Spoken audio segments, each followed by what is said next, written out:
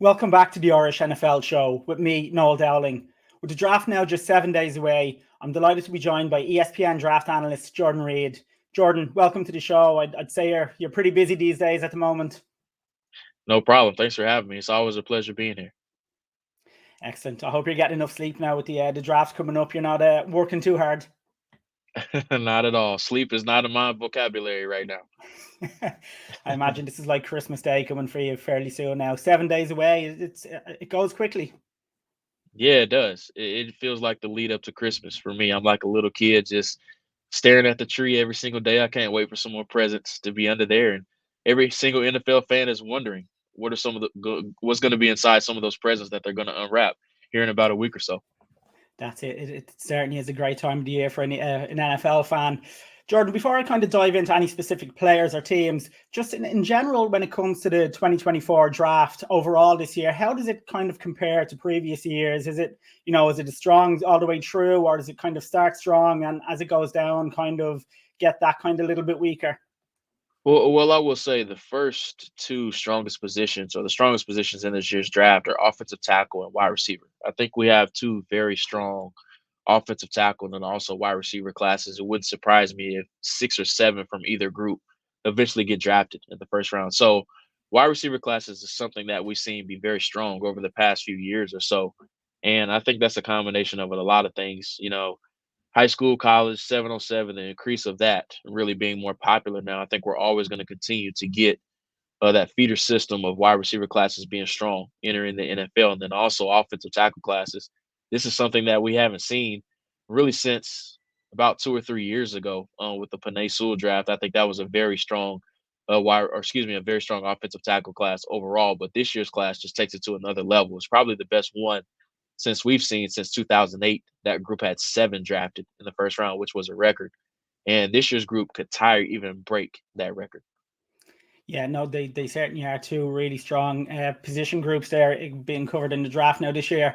In terms of first, I'll kind of actually touch on them, but I just wanted to kind of jump into the number one pick first. It's not going to be much of a surprise, I don't think, now at this stage when you come to the number one pick. I think we all kind of believe Caleb Williams will go to the Bears.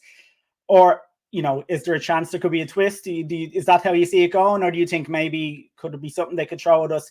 And if it is the way it goes, do you think that's the right move for the Bears to bring Caleb in as that number one draft pick?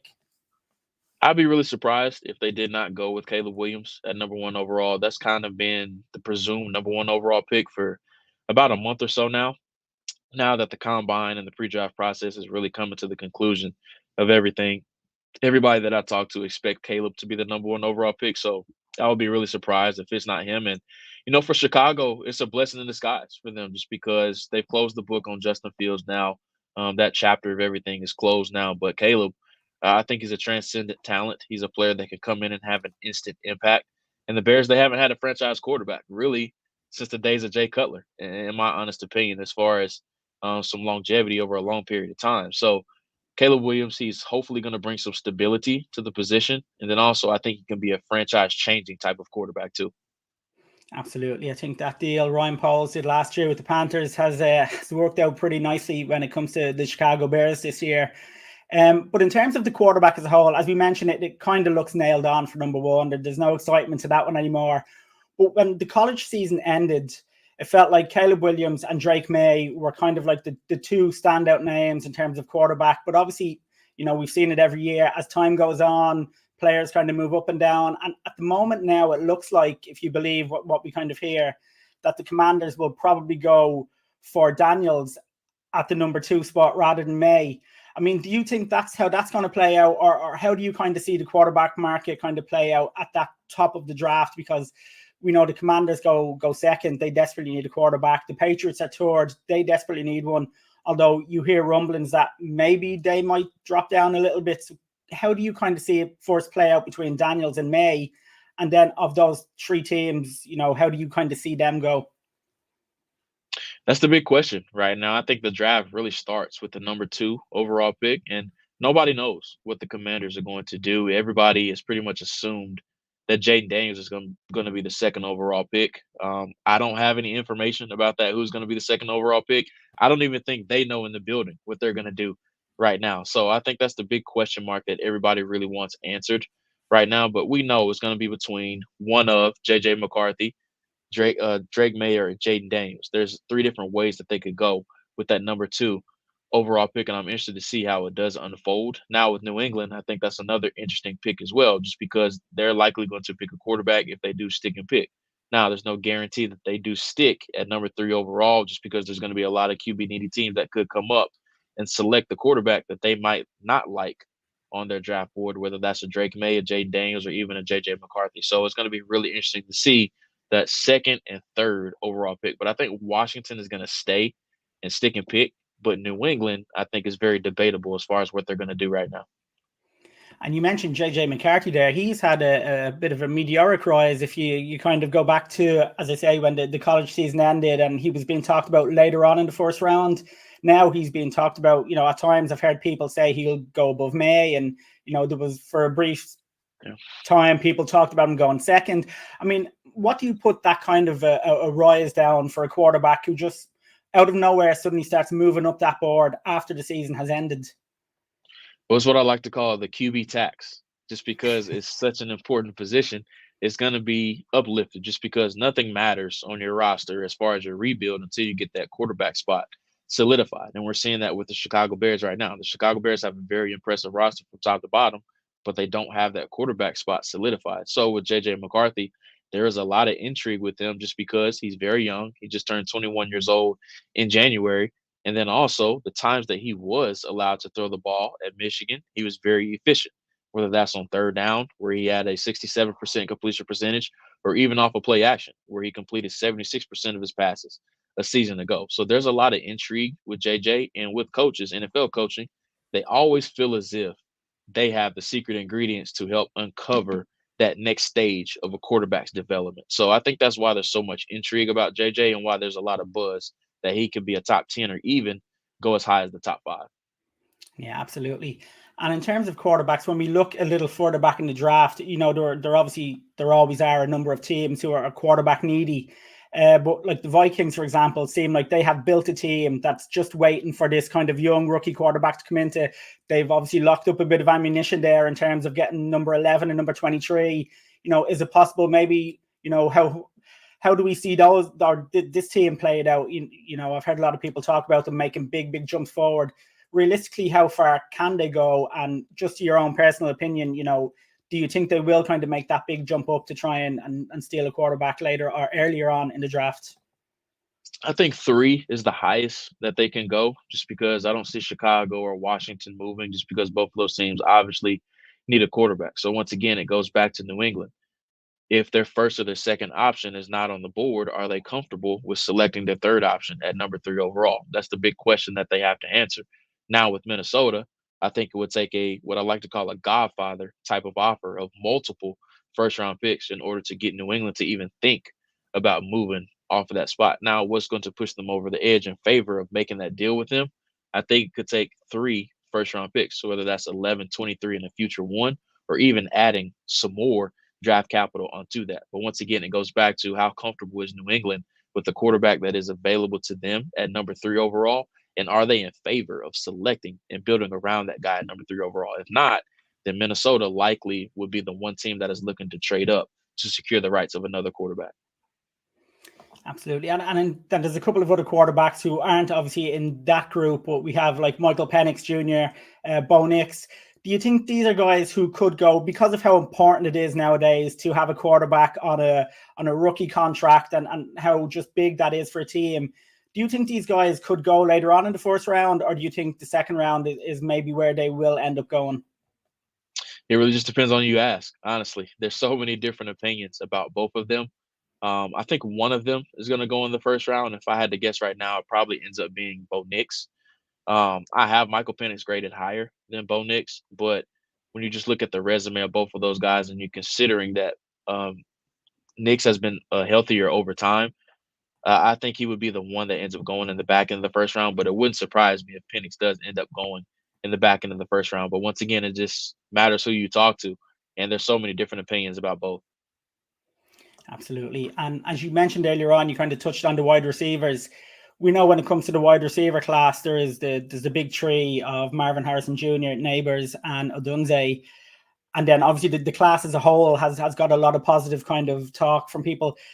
So I take it the way you mentioned earlier. Do you believe that those three, first off, are, they deserve the praise they're getting, that these three guys are that good? And then the class as a whole, do you stand by the fact that you think that this is really a good class, and teams later on in the draft will benefit from getting a very good wide receiver, later on? Yeah, I think this is an elite wide receiver class, especially at the top. And I mean, you can throw all those guys' names in a hat and pick one out, and you'll be just fine with any of the three that you pick. That's just how special this class is overall. I think Marvin is the best of the bunch. He's actually my top ranked player overall in this draft class. I think he's that type of talent, and he's that elite of a prospect. Then the other two, they're not very far at all.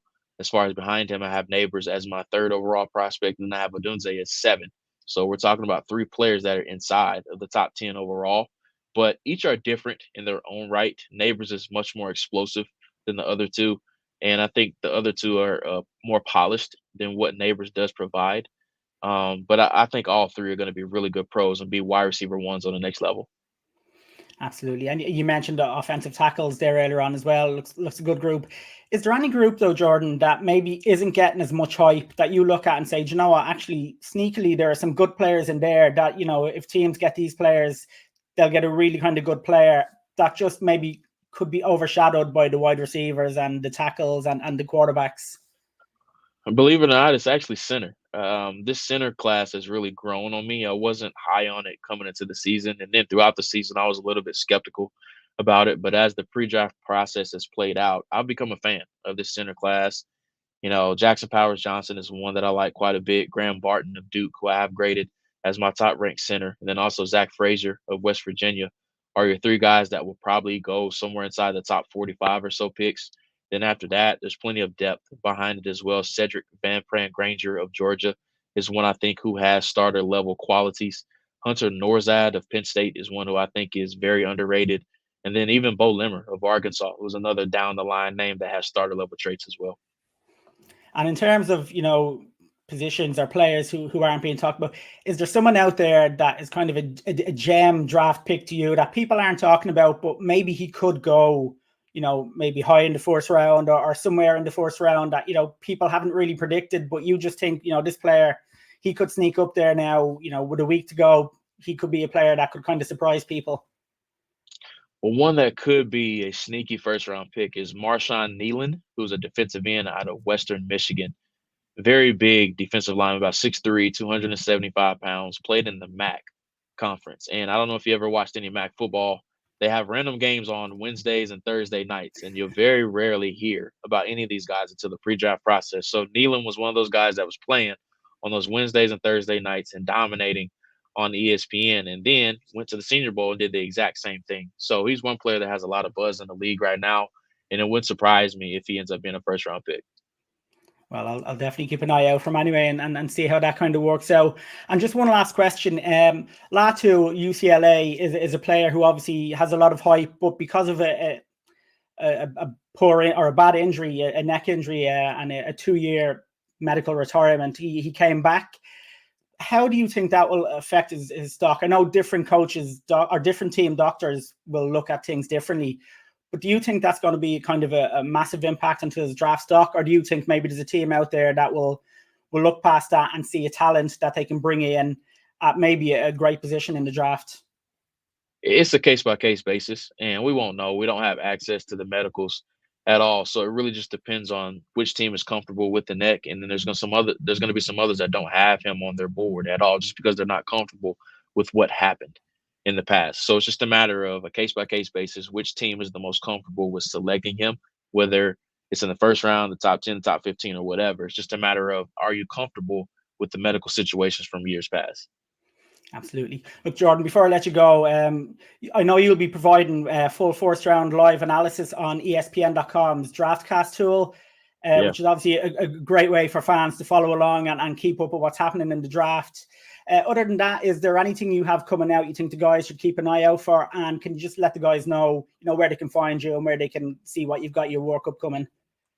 Yeah, so I'll be on the draft cast for day 1 of the draft, and then I'll be on ESPN Radio for day 2 and day 3. So really excited about that. I have my final mock draft coming out April 22nd, which is actually next to Monday. So be on the lookout for that. It'll be all 7 rounds, all 257 picks.